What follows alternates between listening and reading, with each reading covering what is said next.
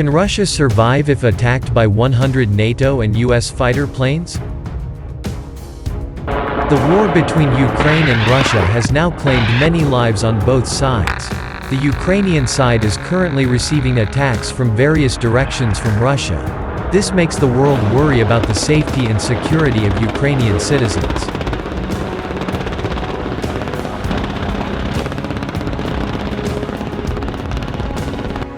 Speaking at a press conference, Jens Stoltenberg said that defense plans are now in place, with more than 100 standby jets and 120 Allied ships at sea, from the high north to the Mediterranean, show strong solidarity with alliance members, which doesn't include Ukraine.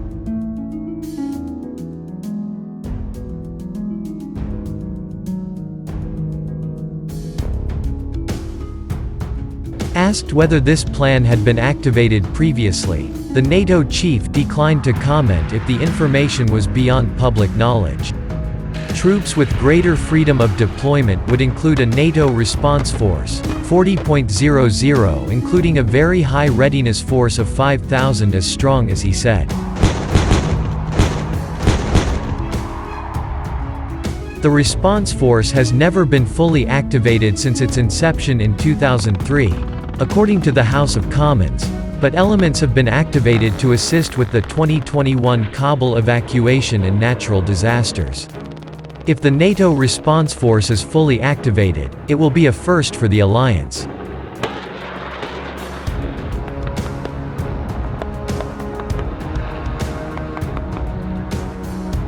Stoltenberg said in the coming days that he would see the deployment, which has seen a spike in security measures in recent weeks with more troops heading to the east, part of a broader lesson in force building around the Baltics since 2014.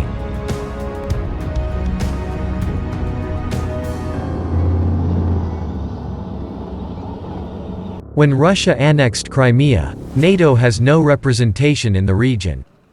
Despite a larger presence heading into NATO territory in Eastern Europe, Stoltenberg insists there are no Allied forces in Ukraine, which have united for membership for more than a decade. Citing Article 5 of the notion, "An attack on one is an attack on all," the head of NATO reiterated that this applies to full members near Ukraine, while the consequences for Russia's aggression against Ukraine itself will consist largely of sanctions.